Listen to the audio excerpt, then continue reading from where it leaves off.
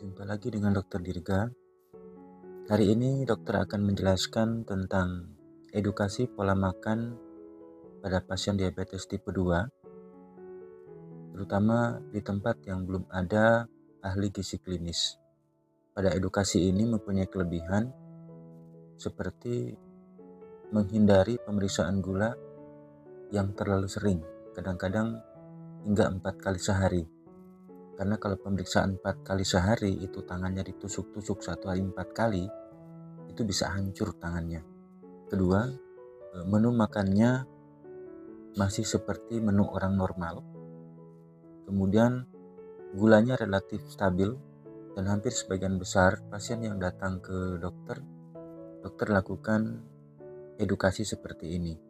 Jadi bagi pasien-pasien yang sudah pernah dokter edukasi, barangkali edukasi ini hanya sebagai pengingat karena terlalu banyak yang disampaikan saat pertama kali pertemuan, sehingga mungkin ada yang terlupakan sebagai pelengkap untuk edukasi yang dokter pernah berikan. Nah, yang pertama, perlu diingat bahwa pengendalian gula itu akan berhasil kalau berhasil dalam mengatur pola makan. Jadi tidak mungkin gula itu akan bisa dalam target kalau pola makannya masih tidak teratur alias kacau balau. Nah, yang penting sekarang adalah mulai dari frekuensi makan. Jadi tiap orang itu biasanya mempunyai kebiasaan jumlah makan sehari itu berbeda. Jadi ada yang 2 kali, ada yang 3 kali, tapi umumnya satu hari itu 3 kali makan. Nah, sekarang kita gunakan untuk yang seperti pada umumnya 3 kali makan. Nah, sepakat kalau misalnya sehari itu 3 kali makan, makan pagi, makan siang, makan malam, maka sebisa mungkin konsisten dengan kesepakatan yang sudah disepakati. Jadi kalau sudah sepakat 3 kali makan, saat dalam pengaturan dosis, dokter akan membantu mengatur dosis obat yang membuat 3 kali makan gula darah dalam rentang target. Berapa targetnya? Yaitu antara 100 sampai 180. Itu target gula yang harus dicapai di saat sesudah makan atau gula darah sewaktu. Jadi minum obat gula itu tidak asal minum obat, karena ada sebagian yang dokter dapatkan minum obat gula nggak minum, rutin nggak rutin, tapi gulanya berapa? 300. Jadi itu sama dengan minum obat tapi komplikasi tetap akan terjadi. Jadi sebisa mungkin minum obat tapi gulanya dalam rentang target. Hasil penelitian, kadar gula darah 100 sampai 180 gula darah sewaktu terhindar dari komplikasi. Namun bila di atas 200, maka komplikasi akan semakin cepat terjadi. Nah, untuk memudahkan agar rentang target itu selalu bisa tercapai, maka perlu diatur frekuensi, jenis makanan, porsi, dan komposisinya. Nah, jadi kalau sudah sepakat misalnya 3 kali makan pagi, makan siang, makan malam, maka rutin makan 3 kali. Kenapa? Kalau makan 4 kali, gula akan tinggi. Ingat, semakin tinggi kadar gula, semakin lama gulanya tinggi, maka komplikasi semakin cepat terjadi. Komplikasi ringan bisa saja kram, kesemutan, mata kabur, laki-laki mungkin bisa impoten, tapi komplikasi berat bisa stroke, jantung, dan gagal ginjal. Semakin tinggi kadar gula, semakin lama kadar gula tinggi, semakin cepat komplikasi terjadi. Namun komplikasi itu bisa dicegah dengan cara tetap ngatur pola makan agar gula darah tetap dalam target. Nah, jadi kalau sudah sepakat 3 kali makan, jangan 4 kali makan karena gula akan tinggi. Atau sudah sepakat 3 kali makan, karena alasan tertentu malah 1 kali makan, gula akan turun. Jadi gula tinggi jelek, gula drop pun jelek.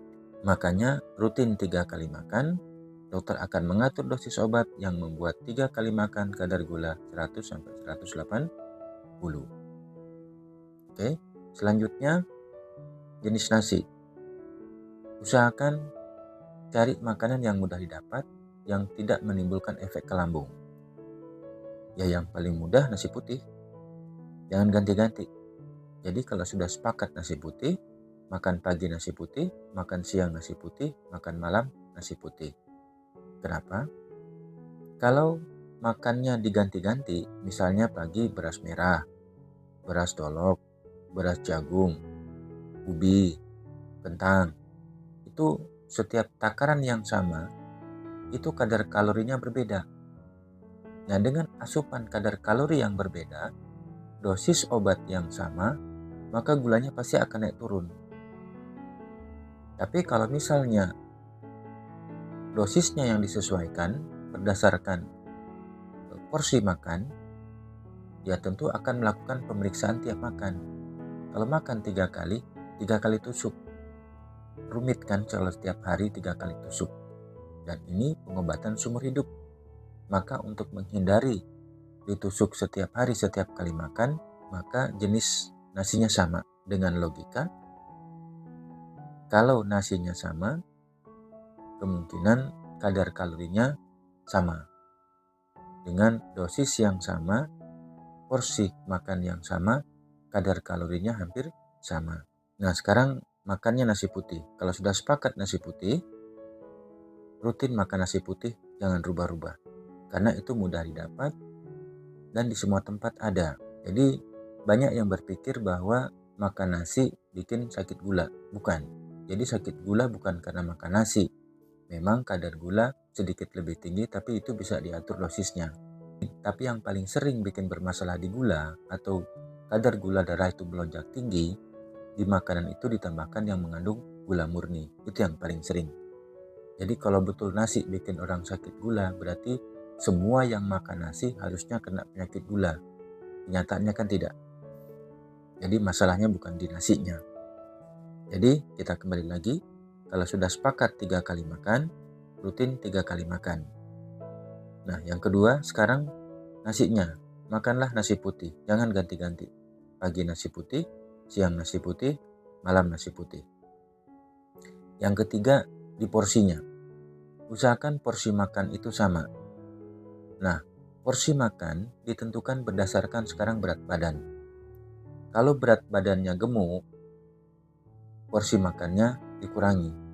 Tujuannya apa? Bukan untuk takut gulanya tinggi, tapi jangan sampai berat badannya tambah naik. Jadi kalau orang gemuk makannya tambah banyak, tambah gemuk. Masalahnya gula akan semakin parah. Nah, jadi kalau berat badannya gemuk, porsi makannya dikurangin. Tujuannya agar berat badan kembali normal. Tapi kalau berat badannya normal, maka porsi makannya kasih normal. Atau sebaliknya, kalau berat badannya kurus, maka porsi makannya ditambahkan lebih banyak. Tujuannya agar berat badan kembali ke normal. Jadi porsi tertentu tujuannya untuk mengembalikan berat badan kembali normal, yang gemuk jadi normal atau yang kurus menjadi normal. Jadi jangan sampai orang kurus serta gulanya tinggi dilarang makan nasi, badannya akan tambah kurus, justru itu kurang baik dampaknya. Nah, kalau misalnya sekarang yang biasanya makan 2 entong nasi, jadi 2 entong ya, bukan 2 sendok yang kecil, bukan. 2 sendok yang untuk nyendok nasi. Kalau misalnya 2 sendok nasi makan pagi, 2 sendok nasi makan siang, 2 sendok nasi makan malam, itu membuat porsinya rasa kenyang, silahkan. Biasanya kalau petani bisa saja sampai 3 entong nasi, gak apa-apa. Kalau itu memang sudah jadi kebiasaan dan berat badannya normal seperti itu, lanjutkan 3 sondo nasi. Tapi ingat, kalau sudah sepakat dengan 3 sondo nasi, pagi 3 sondo, siang 3 sondo, malam 3 sondo. Jadi porsi makannya setiap kali makan kasih sama. Jangan nanti paginya makan 1 sondo, makan siang karena ikannya banyak atau enak makannya 6 sondo, malamnya 2 sondo. Gula akan naik turun. Jadi kalau gula naik turun rumit lagi. Jadi dosis obat tetap, sedangkan porsi makannya berubah, maka kadar gula akan berubah naik turun. Jadi kadar gula pun tidak bisa stabil. Jadi frekuensinya kasih sama, jenis nasinya kasih sama, porsi makannya kasih sama. Nah, yang terakhir adalah lauk pauk. Lauk pauk yang dimaksudkan di sini adalah ikan dan sayur. Ingat, pada orang sakit gula, ikan dan sayur bebas. Jadi ikan apa saja boleh, sayur apa saja boleh. Jadi ini bicara tentang masalah sakit gula ya. Jadi ikan, sayur bebas. Jadi sudah kembali menunya seperti orang normal, bukan? Jadi makan nasi 3 kali, nasinya nasi putih. Setiap kali makan menyesuaikan dengan berat badan. Kemudian justru kalau dia kurus makannya lebih banyak dan lauk pauknya bebas. Jadi kalau porsi makannya rasanya agak kurang, perut masih rasa lapar, silakan tambahkan sayur sampai perutnya terasa kenyang. Karena ikan sayur tidak bikin naik gula secara signifikan. Nah, yang penting di sini yang perlu diperhatikan adalah di setiap makanan ini tidak boleh ada kandungan atau tambahan gula murni. Gula merah, gula aren, gula putih, tropicana slim, diabetasol yang disebut dengan gula jagung, kecap, susu, madu. Nah, kebanyakan di saat memasaknya itu baik bikin sambelnya, bikin sayurnya, itu ditambahkan komponen tadi. Gula pasir lah, gula merah lah, itu yang membuat gula akan melonjak tinggi. Ingat, orang normal makan gula adalah tenaga. Tapi bagi orang sakit gula, gula adalah racun. Kenapa dokter bilang racun? Jika di makanannya ditambahkan gula murni, maka gulanya akan tinggi, bisa 400. Nah, gula yang tinggi inilah yang akan membuat komplikasi. Masih ingat? Semakin tinggi kadar gula, semakin lama kadar gula tinggi, semakin cepat kena risiko komplikasi. Jadi, kalau pengen orang sakit gula cepat kena komplikasi, gampang. Tiap hari kasih makanan yang mengandung gula. Kue cucur, kue apang, kue lapis, kue yang manis-manis pokoknya. Teh manis, kopi manis. Dengan begitu gula akan tinggi. Nah, gula yang tinggi itulah yang akan mempercepat proses komplikasi terjadi. Nah, jadi ingat, dari masakan itu hindari makanan yang mengandung gula murni. Nah, pertanyaannya sekarang, terus makan ayam boleh tidak? Bisa saja ayam rebus atau ayam goreng nggak masalah, tapi jangan ayam kecap. Kecapnya yang tidak boleh, karena itu manis. Tempe boleh tidak? Boleh, tapi jangan ditambahin gula merah. Gula merahnya itulah yang membuat gula jadi tinggi. Nah, jadi semua makanan yang mengandung gula, baik kue, kemudian minuman, lihat komposisinya. Nah, dokter tidak akan bisa menyebutkan jenis makanannya terlalu banyak. Ya, tapi lihat komposisi makanannya. Kira-kira kue ini mengandung gula tidak? Kalau mengandung gula, sebaiknya hindari. Karena itu akan membuat gula menjadi tinggi. Nah, bagaimana dengan buah? Pengalaman dokter sih, buah-buahan yang terlalu manis sebaiknya hindari. Buah matoa, lengkeng, buah naga, pepaya masak, pisang masak, mangga, itu cukup manis. Nah, pengalaman dokter lalu, ada pasien yang kadar gulanya sudah 160 sesudah makan, kemudian makan mangga manis, setelah lakukan pemeriksaan, itu gulanya 360. Jadi, mangga itu ternyata membuat gulanya melonjak tinggi. Jadi gulanya melonjak tinggi gara-gara makan mangga. Padahal sebelumnya tidak setinggi itu dengan pola dan porsi makan yang sama. Begitu juga ada pasien yang makan pisang. Jadi makan pisang masak, tapi waktu itu informasinya makannya 2 biji. 2 biji pisang masak membuat gulanya menjadi 300. Padahal sebelumnya sudah 150 sesudah makan. Nah, tapi untuk melihat apakah boleh makan atau tidak itu bisa diuji coba. Jadi contohnya gini. Sekarang sudah makan nasi, obat dosis tertentu, gulanya sudah antara 100 sampai 180. Itu kan sudah dalam rentang target. Sekarang pengen mau makan buah apel misalnya. Coba 1 biji buah apel dimakan, kemudian dicek kadar gulanya. Jadi dengan makan 1 biji buah apel, ternyata kadar gula masih antara 100 sampai 180, berarti aman. Makan apel 1 biji berarti tidak menaikkan kadar gula, maka posisinya aman. Tapi kalau seandainya makan apel 1 biji membuat gula menjadi 250, atau biar gampang diingat di atas 200, berarti pilihannya ada 2. Bisa lanjutkan makan buah, tapi tambahkan dosis obat. Atau buahnya diganti dengan buah yang lain. Karena kenapa? Prinsip dari penanganan gula, apapun yang dimakan tapi kadar gula selalu di bawah 180. Jadi hindari makanan itu atau makan makanan itu dengan menambahkan dosis obat agar gula darah tetap dalam target. Jadi itu salah satu prinsip untuk penanganan gula. Nah, dokter pun dalam mengatur ini mengatur frekuensi, jenis makanannya, porsi makanannya dengan tujuan, dengan pola makan yang sama, dosis obat yang sama, kadar gulanya hampir sama. Nah, nanti lakukan pemeriksaan cukup 2 kali dalam seminggu. Nah, terserah hari apa, tapi biasanya pemeriksaan gula itu dilakukan 3 sampai 1 minggu, hari ke-3 atau hari ke-7. Jadi lakukan pemeriksaan setelah 3 hari dan setelah 7 hari, kemudian lakukan penyesuaian dosis.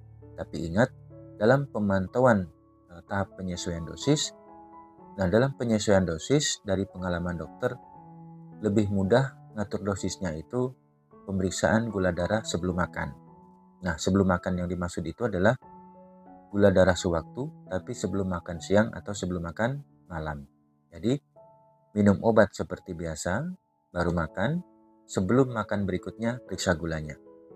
Jadi, berapapun kadar gula dari hasil pemeriksaan itu, baik dia 400 kek, 300 kek, jangan ngerubah pola dan porsi makan. Jadi lakukan seperti yang sudah disepakati. Nanti biar dokternya yang akan menaikkan dosis sampai kadar gula tercapai. Artinya jangan serta diperiksa gulanya 400, porsi makannya dirubah. Jadi 1 sendok kecil karena takut gulanya tinggi. Atau sebaliknya, begitu kadar gulanya rendah, porsi makannya ditambahin. Jadi kadar gulanya akan naik turun. Bukan itu maksudnya. Jadi dalam hal pemantauan dosis yang sudah ditentukan sepakati porsi makannya, berapapun kadar gulanya, dari hasil pemeriksaan itu jangan ngelubah pola dan porsi makan. Nanti dokternya yang akan menentukan dosis obatnya perlu dinaikkan atau tidak. Biasanya kalau kadar gula masih di atas 180, 2 kali pemeriksaan masih seperti itu, kemungkinan dosis obat yang belum cukup. Maka dosis obatnya akan dinaikkan, maksimalkan dosisnya, atau dikombinasikan dengan obat golongan yang berbeda. Makanya nanti di hasil dalam memprogramkan penyesuaian dosis bisa saja nanti 2 atau 3 macam obat yang diberikan. Jadi prinsipnya berapapun jumlah obatnya, berapapun jumlah dosis yang bisa membuat gula dalam batas target, itulah rutin minum seterusnya. Nah, itu prinsip dalam pengaturan dosis obat pada diabetes. Nah, perlu dipahami di sini adalah setelah ini capai target, lakukan pemeriksaan 1 bulan sekali. Jadi tidak lagi 1 minggu 2 kali untuk tusuk-tusuk di tangan. Nah, untuk pemeriksaan selanjutnya kalau sudah capai target cukup 1 bulan sekali. Selama porsi komposisi makanannya itu tetap sama. Karena logikanya dosis obat yang sama, frekuensi, jenis makanan, porsi dan komposisi makanan yang hampir sama, maka kadar gulanya akan hampir sama. Jadi itu hanya sebagai sampel saja apakah kadar gula itu masih tetap dalam rentang target atau tidak. Karena jangka panjang perkembangan suatu penyakit gula itu biasanya ada 3. Bisa saja memburuk, ditandai dengan gula semakin tinggi, maka perlu ditambahkan dosis obat yang semakin naik atau kombinasi obatnya semakin ditambah untuk tetap agar gulanya terkendali dalam rentang target. Berapa? 100-180. Atau bisa saja tetap kadar gulanya masih tetap dalam rentang target, yaitu 100-180. Selama masih di rentang itu, berarti dosis obat yang diberikan selama ini jangan dirubah, tetap lanjutkan.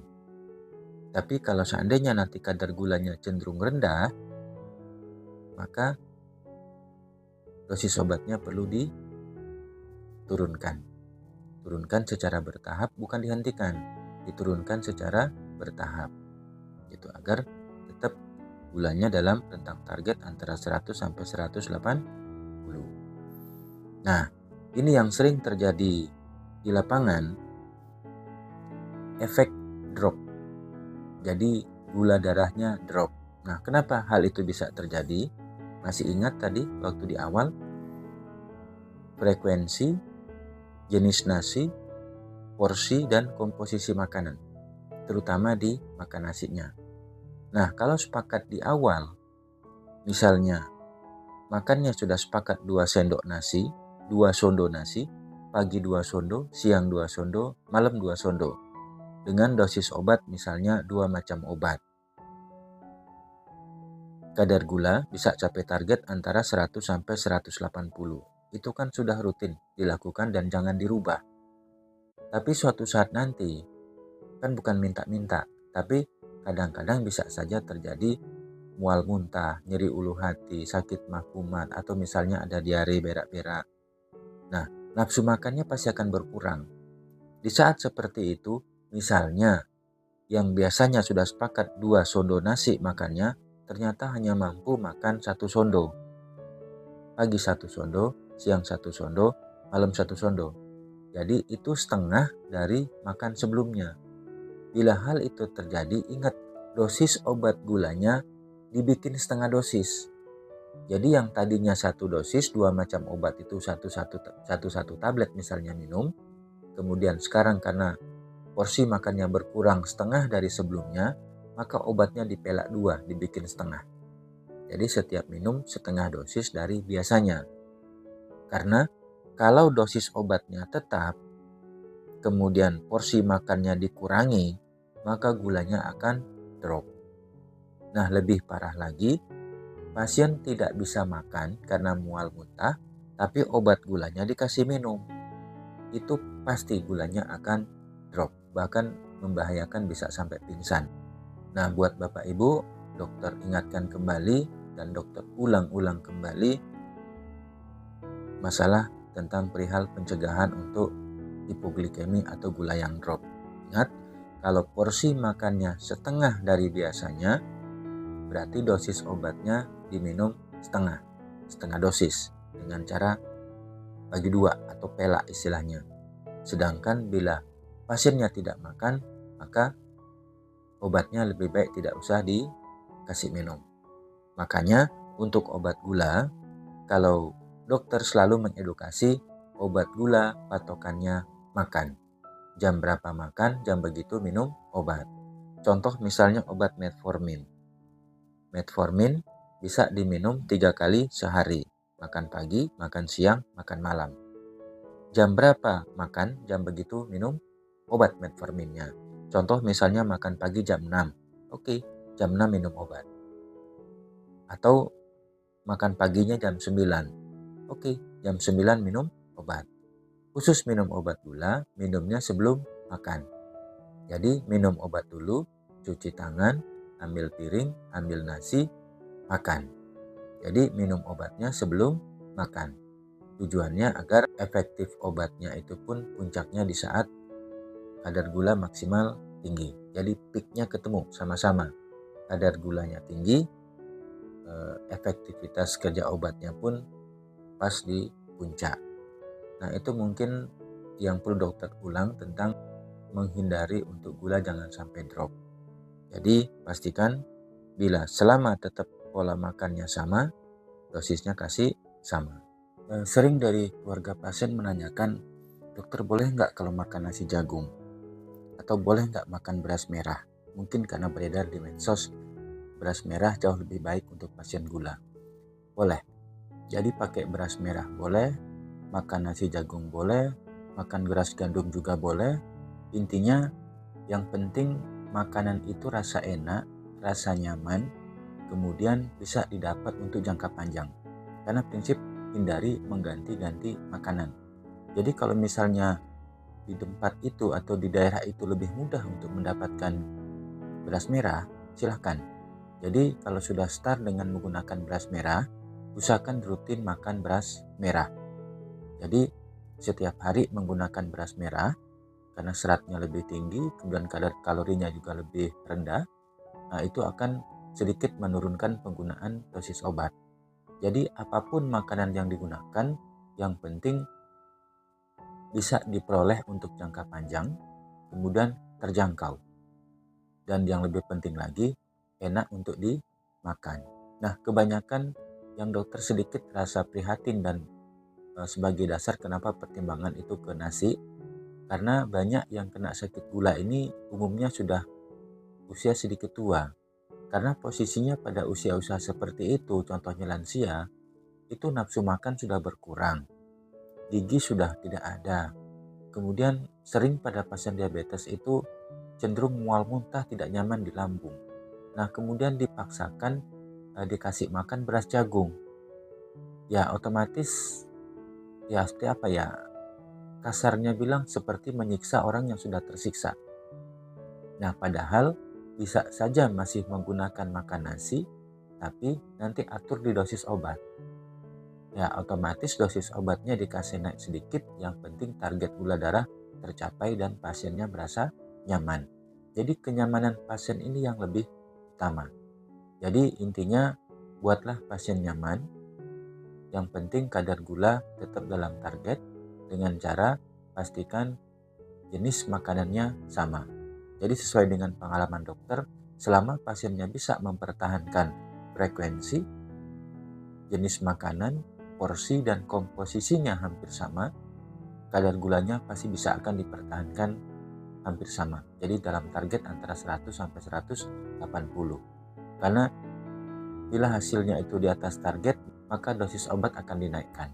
Yang penting apapun yang dimakan, kadar gulanya dalam target.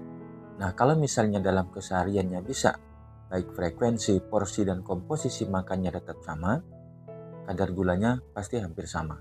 Karena secara prinsip, dosis obat yang sama, takaran kalori yang masuk hampir sama, maka kemungkinan hasil gula darahnya akan hampir sama. Jadi akan lebih mudah untuk pemantauan sehingga pemeriksaan kadar gula pun bisa dilakukan sebulan sekali. Nah, itu jauh akan lebih baik daripada pemeriksaan dengan setiap kali makan diperiksa dan setiap kali makan dicek kadar gulanya untuk memastikan menaikkan dosis atau tidak. Jadi agak rumit rasanya untuk digunakan di perifer. Nah, untuk di sini kan dokter kebetulan prakteknya di Rahbolmong ya. Jadi berasnya berlimpah. Nah, sehingga dokter juga cenderung mengedukasi untuk penggunaan makan sehari-hari beras. Nah, kalau misalnya sekarang dipaksakan menggunakan gandum, nggak begitu kan susah nyarinya. Nyari di mana gandum? Rumit, itu pun harganya mahal. Belum tentu juga bisa dibeli untuk jangka panjang seumur hidup.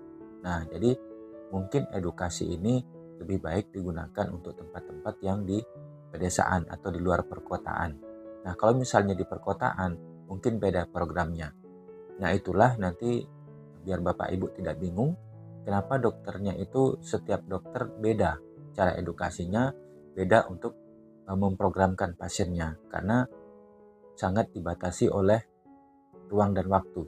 Jadi di perkotaan dengan pedesaan tentu beda. Kemudian hasil pertanian di situ antara yang penghasil sagu, penghasil beras dengan penghasil beras merah tentu akan beda, karena pola makannya di sana tentu di masing-masing tempat juga berbeda. Jadi menyesuaikan. Ada di tempat lain yang obatnya itu lebih mudah diterapkan menggunakan insulin misalnya. Ternyata di situ kebanyakan pendidikannya sarjana semua. Tapi untuk di daerah pedesaan agak susah menggunakan insulin dan lebih cenderung memilih menggunakan obat minum karena lebih mudah dalam penggunaannya.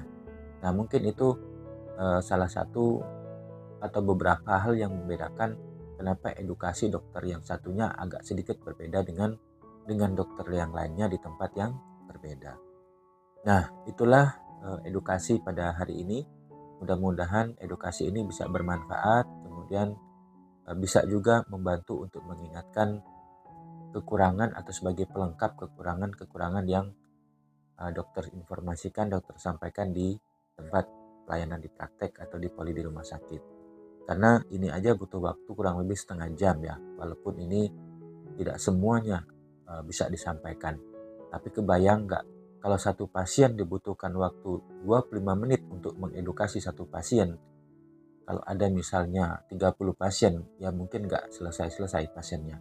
Nah, untuk itu perlu pemakluman sehingga di poli di rumah sakit rata-rata edukasinya cuma singkat-singkat. Karena mengingat banyak pasien yang antri justru biasanya jadi ribut di ruang antrian. Nah, mudah-mudahan dengan adanya edukasi yang bisa dilakukan via digital seperti ini bisa memudahkan dan melengkapi kekurangan-kekurangan yang belum tersampaikan di poli.